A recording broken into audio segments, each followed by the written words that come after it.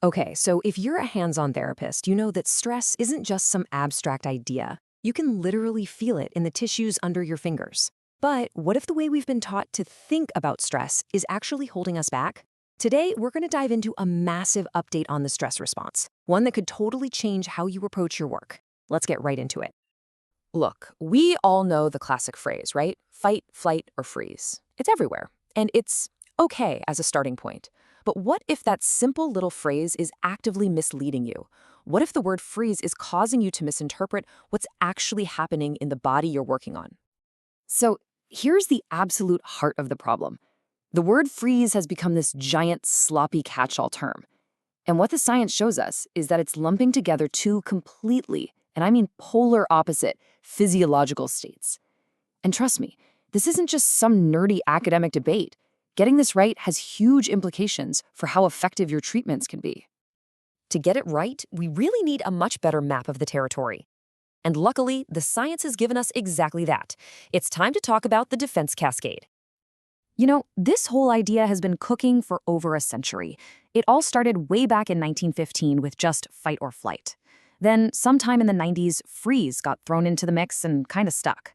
But the real game changer for us, as clinicians, came in 2015 when researchers mapped out this way more detailed defense cascade.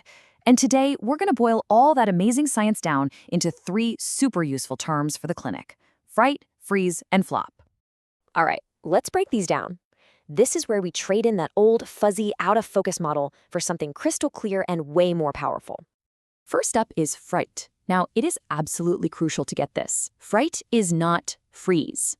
Fright is that very first moment of alert stillness. You hear a sudden noise, and your whole body just pauses. Senses are cranked up to 11. You're scanning, assessing. It's that, what was that moment of hyper-awareness before you've decided to run or fight? Now, let's talk about the real freeze. This is a state of super high energy and incredible tension. It's like slamming on the gas and the brake at the exact same time. The body goes rigid, it's braced, it's primed for a massive explosion of action, even though it's not moving.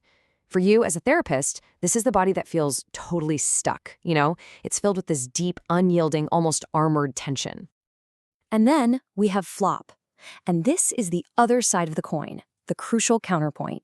Flop is also a state of immobility, but it is the total opposite of freeze. This is a low-energy, low-tone shutdown state.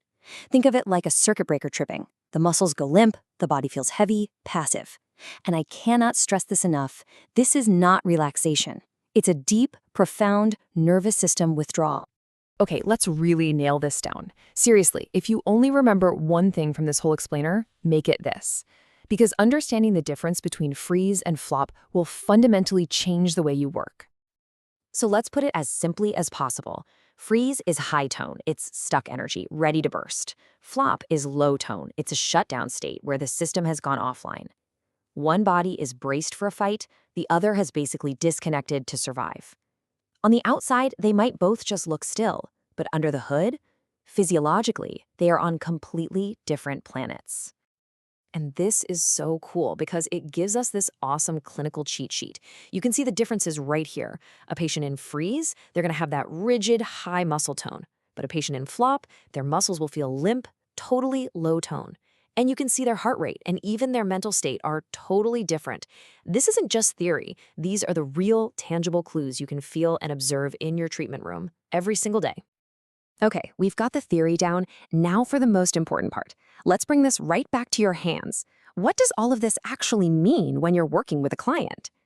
This is the million-dollar question every single one of us needs to be asking.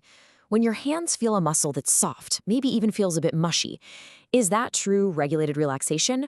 Or could it be a flop state? Could it be a sign that the nervous system is checked out and gone into a state of withdrawal? And right here, this is where the rubber meets the road. Using this new vocabulary means you can more accurately figure out what's really going on with your patient's nervous system. It helps you avoid that massive clinical mistake of confusing collapse with calm. It means you can tailor your touch to what the system actually needs, and that often means prioritizing a sense of safety before you go chasing some structural fix. Because now we know soft muscles don't always mean everything's okay. So as we start to wrap this up, let's just focus on how powerful this simple shift in language can be. This is so much more than just learning new jargon. It's about being a better, more effective therapist. When it comes down to it, the words you use in your own head to describe what you're feeling on your hands, that shapes everything. It shapes your assessment, your intentions, your actions. When your language gets more precise, your treatment can get more precise. Adopting fright, freeze, and flop isn't just about learning new words. It's literally like getting a major upgrade to your entire clinical toolkit. And I just want to leave you with this thought from Tom Myers, which really says it all. A clear, precise vocabulary helps clinicians align interventions with the patient's true physiological state. And really, isn't that our whole job? To meet the patient's body where it truly is and help it find its way back to regulation? This vocabulary is one of the most powerful tools we have to do exactly that.